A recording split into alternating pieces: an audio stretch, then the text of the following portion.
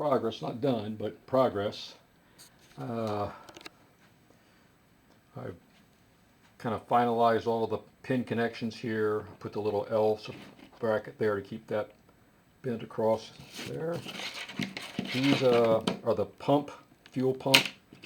Here's the fuel pump I'm going to use. This will be installed inside the car underneath the dash where the stock unit is. I'm going to leave the EFI relay as is, which is out by the battery. I don't feel like rewiring for that. I did kind of mess up, and I forgot to run these 3 wires through the loom. One's the low side of the ignition coil, one's the ignition trigger, and the purple one is a signal that taps to make the automatic cleaning thing work. I don't really have a solution for that yet, but I'm going to go ahead and run it anyway.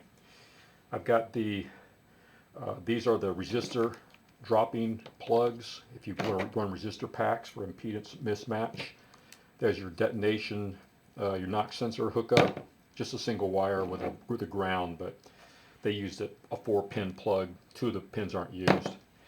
These are your wires that go across the back side of the engine back to the battery with the fuse links. There's your EFI relay, loom.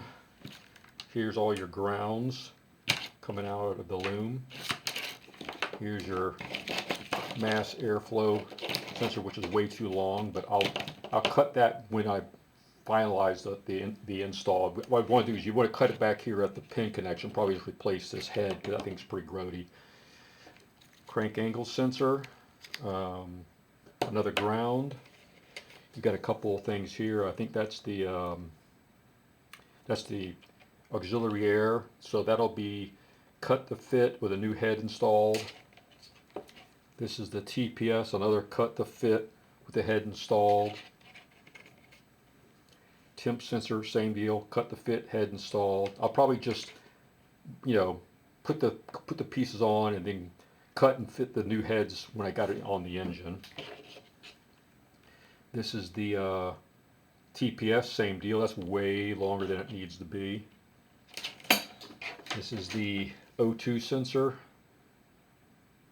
I don't know what length that. I don't want to cut that because it's got a shielded cable in it. These are your injectors. Now this is a little interesting here. There's 2 batches. We'll call it batch 1, batch 2. And basically on the 300ZX is batch 1 is cylinders 1, 2, 3, and batch 2 is cylinders 4, 5, 6. That's the firing order. On the L28, the firing order is 1, 3, 5. So 1 and 3 are good, but 5 isn't. So you need to run the number 5 green wire to pin 2. So, and then the rest of them, then you have 4, 2, 6 for the second batch. But I'm just calling batch 1 and batch 2, and I'll plug them in according to whatever it takes to make the correct firing order work. I'll probably have to extend a couple of these. They're a little bit short. Some of the green wires are good. And fortunately, the 2 longer wires happen to be batch 1 and batch 2. So, the batch 1 long wire can go to cylinder 1 injector, and the batch 2 long wire can go to cylinder 6, and then the other 2 are intermediate length, and they'll fit inside there just fine. I'll have to extend those red positives a little bit to make that all work. I've got the poly loom on. I don't think there's anything else over here to show.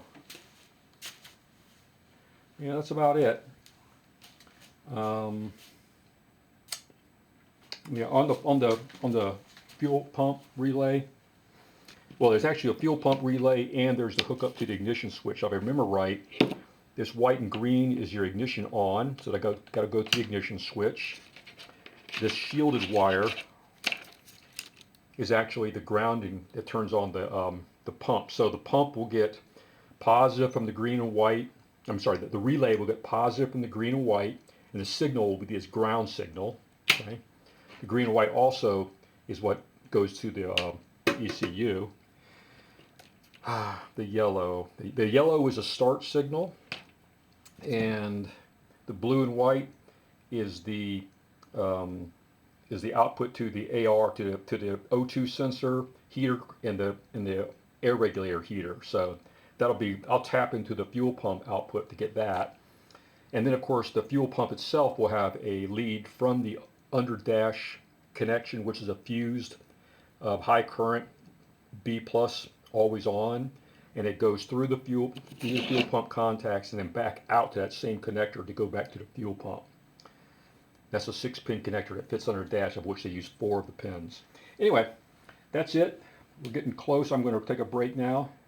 Probably the biggest thing I have to do is still work on that ignition. I'll have to feed that back up through there, which is no big deal, and figure out how I'm going to do the ignition. I'm still kind of on the fence on that. If I want to use, some kind of a custom ignition hookup, or like a 4-pin where you just plug in and you're good to go, or if you use the existing ignition coil and the battery supply through the ignition coil that comes through the 28Z. It's a little bit of a decision that has to be made, but it's not a big deal. Anyway, that's it. We're getting there. It's getting a lot cleaner, a lot easier to deal with when it's not a huge mess. More later. Thanks for watching. Bye.